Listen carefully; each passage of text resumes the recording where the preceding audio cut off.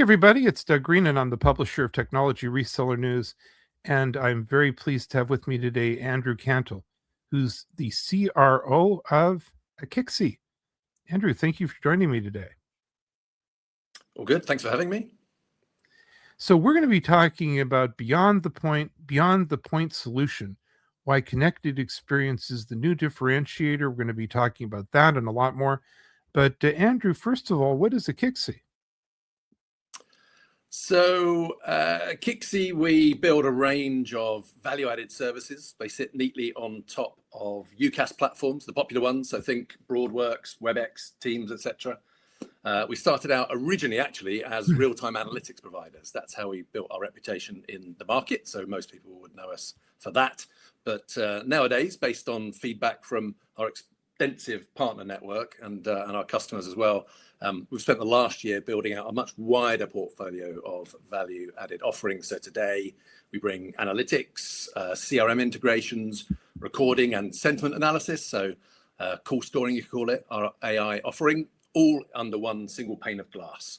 So we call this CX Suite. So think value-added services, the layer above the platform for service providers and MSPs. So, Andrew, I remember when the UCaaS market was the cool kids thing. I mean, it could do no wrong. It was golden. Everyone in it made good money. What I'm hearing is there's softer margins, slower growth. What's actually happening? Yeah, that's certainly true. And sadly for me, I just sort of missed the heyday. So I hear those stories and I have a slight amount of envy. But what we're seeing is two real pressures running in parallel here that our service providers tell us about. So one is customer expectations. So they're shifting well beyond just keeping the lights on now. Probably blame AI, but it's a technological expectation that's working its way through the market. And then on the other side is that revenue per seat eroding right underneath the service providers. So I was at a Cavell conference with some colleagues recently, and they put up on the screen that this stat that over 40% of service providers are reporting declining UCaaS revenues and margin for at least 3 years running, which is frankly scary. So I think what we're seeing, the reason behind that margin erosion, is the underlying platforms have just become pretty commoditized over time. They were exciting, they were different. And now if you take the likes of Teams, WebEx, Broadworks, where Akixi plays, they all do the basics pretty well now. They've got pretty decent feature parity, I guess you'd say, and there's not a lot left to charge a premium for on those platforms. So that leaves those service providers needing to differentiate through something else. Where do they focus? They look at what you can wrap around those platforms instead of the platform itself. So when we talk to our SP partners, this is exactly where many of them are stuck today. They're just managing a portfolio of hundreds, or at least many, many separate vendors for all their value-added services, be that analytics or recording or CRM or all of the above. And none of it's really joined up enough to actually build a differentiated story on top of those platforms. So that's the scary bit. I think the good news is that service providers are, and they always have been, the best positioned to fix those kind of challenges because they've spent a long time building up the trust with the customers. They own them. They've got years of it behind them. So something that a point solution vendor would really struggle to achieve is in the pocket of these service providers. So those, I think, that choose to consolidate all that fragmented portfolio that I was describing, they're the ones that are going to be first able to lift that ARPU again. Now you mentioned AI in that portion there. Could you tell me more? Is AI kind of also, you said AI was changing customer expectation. Yeah, I think it's interesting because AI should be invisible, right? The best companies Right. that I've ever worked for, the technology was totally hidden. They only care about the outcomes, these customers. So AI, of course, at the service provider level, could be something they're using internally.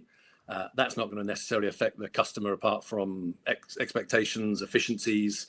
There won't be things they necessarily notice. But AI working its way into the value-added service layer where I live, that's the exciting stuff.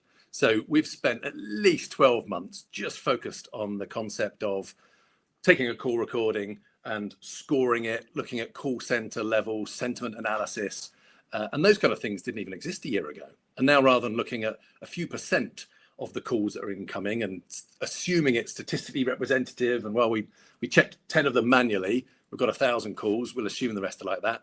You can now actually look at all of those 1,000 in near real time, as fast as AI can operate.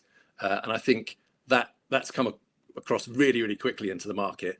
The customers now know it exists, and they would demand it even if we hadn't produced it. I'm hearing a lot. I hear the word table stakes all the time now. So what I'm keep on hearing again and again with regard to AI and expectations is the stuff that used to be, wow, I can't believe we can do that. Now customers apparently are saying, well, of course you can do that. Yeah, I mean, AI products are built quickly and they enter the market really quickly as well. So, we're in an interesting position at Akixi because we are 100% channel, which means technically we could hide from our customers, but we spend a lot of our time in the market with those end customers and partners on certain deals. And we see the way that AI is working its way through all these offerings that we have out in market. So it could be proof of value, the speed that a customer gets to see what our platform does for them. Compliance is a great one. You might have noticed in all these interviews that you do that compliance is working its way right down to SMB, a company that 36 months ago wouldn't have cared about compliance, maybe because it's easy to care now, or maybe that and regulation, which is stepping up in most regions we operate in. That all comes together to make these customers demand compliance, and AI really lives well there. We can dig into call recording and analytics and tell them what was said and when. They can input keywords they really care about. And all of that surfaces itself as amazing offerings that an SMB couldn't have even dreamt of affording a few years back. So it's in a sense democratizing the market, but that must change the dynamic for the service providers. I'm guessing that the service providers have to do different things now to either earn or keep a customer. Yeah, we look at the revenue assurance and revenue growth elements of this, the renewal part and the how you keep a customer part. And they're sort of separate, but AI, in fact, value-added services in general in this commoditized part of the industry, that all comes into this story. So if a service provider can't pull together one coherent story from their portfolio, and they end up with analytics from one vendor and recording from another and CRM from a third, then they've got nothing consistent to show a customer. So at renewal, that's the moment that we all see price take over, and no service provider wants that, right? So not because the customer doesn't value what the service provider is offering generally, because they haven't been shown a connected picture of that value. So there's nothing to combat against a cheaper competitor, and it's always going to come down to price, which is what we've been seeing. And to the top of this conversation, that's what's driving those margins and ARPU down. But on the new business side, think about that fragmented portfolio, which to a certain extent AI can fix for you. It also means fragmented demos. So imagine your solution engineer rocking up and switching between 3 different logins and various dashboards, trying to show a prospect a full picture of their business. Of course, it's ugly, but it makes the service provider look like they're selling a bundle of afterthoughts, not an integrated solution. So I guess the theme there is fragmentation doesn't just cost service providers on renewal, it knocks their ability to win business too. And I guess most service providers know this already, because they were the very partners asking us to tuck a range of these portfolio products all into that single pane of glass and then connect them. It's not just AI, but AI accelerates it. Connect them all so that there's a constant theme of data that weaves from your CRM integration, your call, your analytics, your recording, and the like. So what does success looks like? We've described the challenge. What does success look like now for the service provider? So you mean if they actually do it right? Yeah, what does that mean? What does that look like?